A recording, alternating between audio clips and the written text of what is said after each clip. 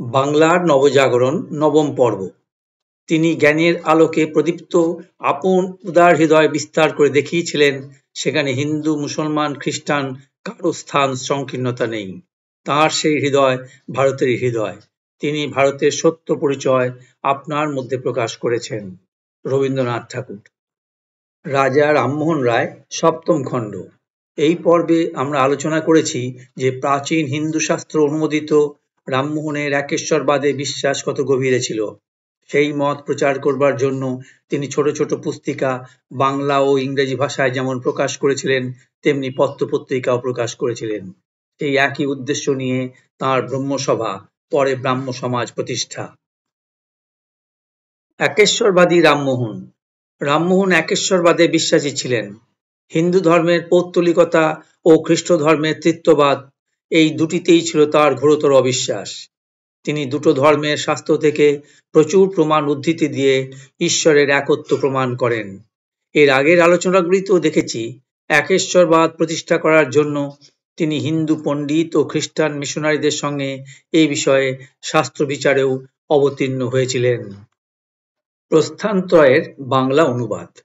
রামমোহন শঙ্করাচার্যের প্রস্থানত্রয়ের দার্শনিক ভিত্তির উপরে ব্রহ্মণ্য ধর্মকে প্রতিষ্ঠিত করতে চেয়েছিলেন।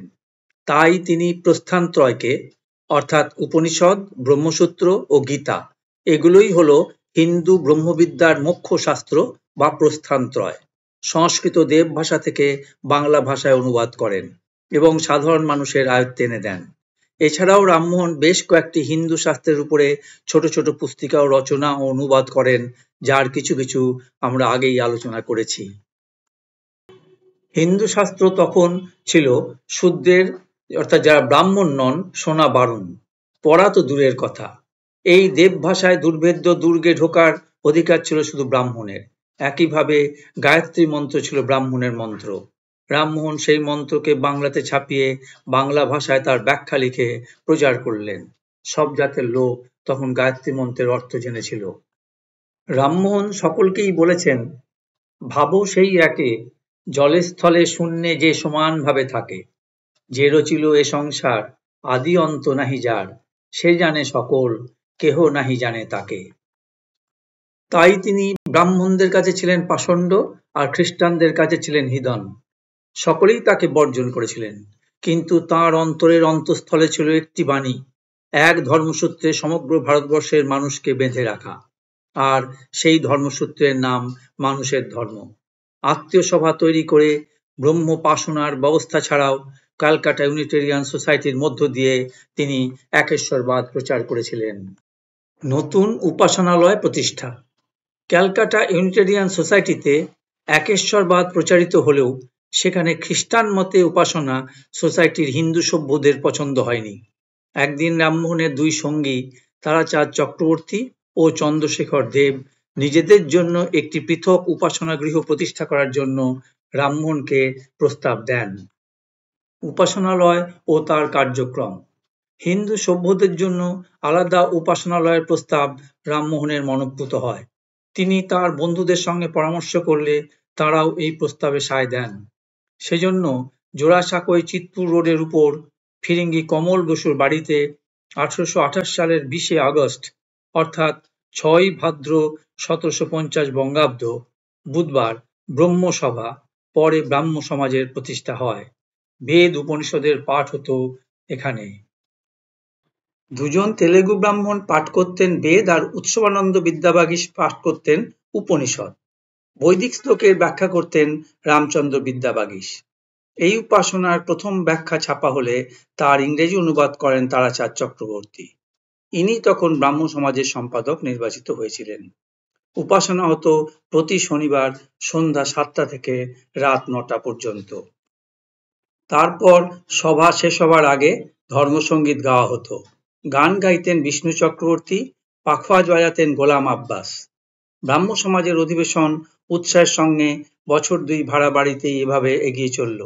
ধীরে ধীরে উপাসনায় যোগ দিতে মানুষের সংখ্যাও বেড়ে গেল। ব্রাহ্ম সমাজের নিজের বাড়ি। এরপরে যথেষ্ট অর্থ জমা হলে 1829 সালের 6 জুন চিৎপুর রোডের উপরে একটা পাকা বাড়িসহ 4 কাঠা 2 ছটাক জমি 4200 টাকায় কেনা হলো এবং ব্রাহ্ম সমাজের নিজস্ব বাড়ি প্রতিষ্ঠা হলো। ব্রাহ্ম সমাজের জন্য এই জায়গাটি কেনা হয়েছিল দ্বারকানাথ ঠাকুর, কালীনাথ রায়, প্রসন্ন কুমার ঠাকুর, রামচন্দ্র বিদ্যাবাগীশ ও রামমোহন রায়ের নামে। ব্রহ্মসভা পরিচালনার জন্য রামমোহন 1830 সালের 8ই জানুয়ারিতে একটি ট্রাস্ট ডিড বা ন্যাসপত্র তৈরি করেন। ট্রাস্টিরা হলেন বৈকুণ্ঠনাথ রায়, রাধাপ্রসাদ রায় এবং রমানাথ ঠাকুর। ওই বছরের 23শে জানুয়ারিতে নতুন বাড়িতে ব্রহ্মসভা, যা পরে ব্রাহ্ম সমাজ, আনুষ্ঠানিকভাবে উদ্বোধন হয়।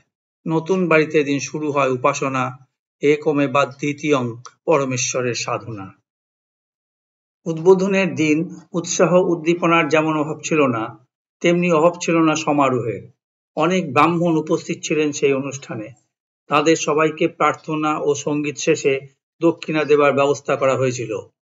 ব্রহ্মসভা স্থাপন রামমোহনের এক মহৎ কীর্তি।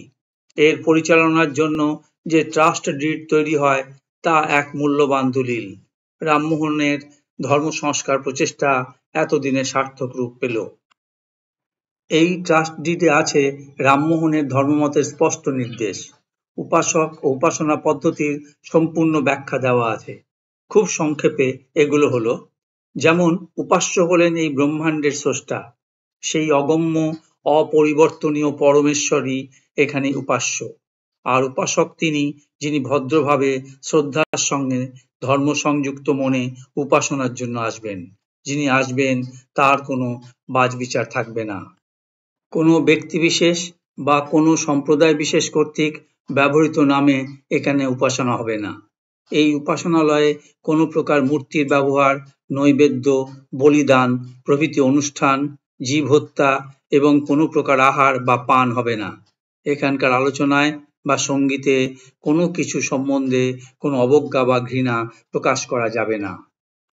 যে সমস্ত প্রার্থনায় ও সঙ্গীতে ঈশ্বর সম্পর্কে ধ্যান ধারণার উন্নতি হয়, প্রেম, দয়া ও ভক্তি বৃদ্ধি পায় এবং সকল ধর্ম সম্প্রদায়ের মধ্যে ঐক্যবন্ধন দৃঢ় হয়, কেবলমাত্র সেগুলিই এখানে স্থান পাবে। ট্রাস্ট ডিড থেকে দেখা যায় যে ব্রাহ্ম সমাজ প্রতিষ্ঠার পিছনে ছিল রামমোহনের এক উদার অসাম্প্রদায়িক বিশ্বজনীন ভাব।